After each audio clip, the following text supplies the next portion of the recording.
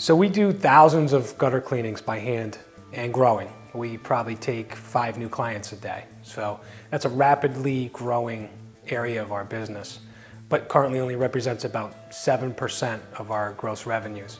But we welcome with open arms any new cleaning clients.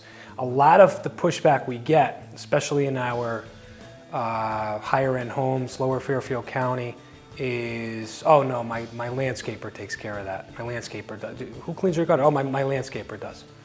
Really? Your landscaper does that?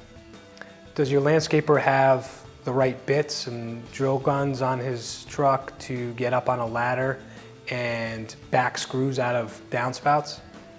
Does your landscaper know how to put together a downspout?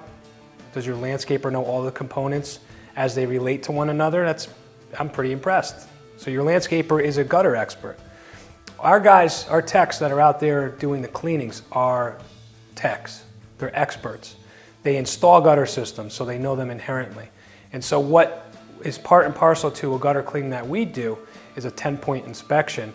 And if our men are scouring the entire gutter system foot by foot, cleaning the gutters, they're looking at internal hangers, they're looking at the hardware, they're looking at the screws that keep those internal hangers fastened to the structure.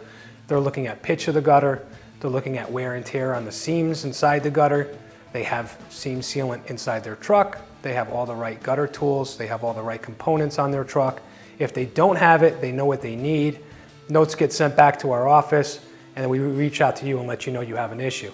The landscaper doesn't do that, and I can't tell you how many landscapers do clean gutters but don't do anything with the downspouts. And so if there's a clog inside the elbows, they're none the wiser, and they certainly don't have the wherewithal to remedy that clog, and you're the one that suffers. So when you need your teeth cleaned, do you have your podiatrist do it, or do you go to the dentist? When I want my gutters cleaned, I go to a gutter expert to make sure that everything is being taken care of.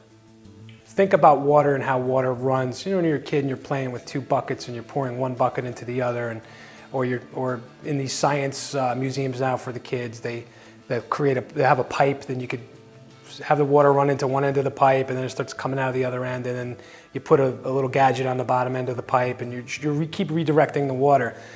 Gutter system is no different. If you have a 40-foot length of gutter with a downspout on either end, you would think that the gutter would drain on both ends. All you need to do is keep the gutter clean of debris, and the gutter should empty itself. But you know, we've been having crazy winters, excessive icing, heavy snowfall. All of that puts stress on the gutter. So in the center line, you know, at the center point of a 40-foot long stretch of gutter, you might see some flex, you might see some sagging and deflection of the aluminum or the copper. And that being said, your low point now might be in the center of the gutter. So water's pooling there rapidly until it fills up to a level where the water drains on either end. That being said, you're probably experiencing some spillover in the center of the gutter. If it's raining out, you're not outside staring at your gutters. You're inside trying to stay dry. So all of this water inside the gutter keeps spilling and spilling and spilling. It's running down the side, you know, the side of your house. It's beating up the foundation. It's pushing its way inside the house. Do you think your landscaper is going to notice that when he's cleaning a gutter? He's going to see a sag.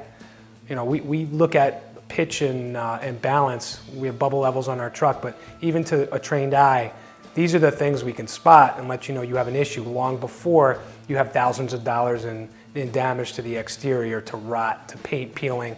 All of a sudden, fast forward 2 years, and your siding needs to be addressed, and you just don't need paint. You have rot. You need to remedy rotted wood, and you know, it starts adding up. If you're having a cleaning done for a mere couple $100 on the front side, and we spot these problems in the beginning, we could save you thousands of dollars, thousands and thousands of dollars if things are left untreated.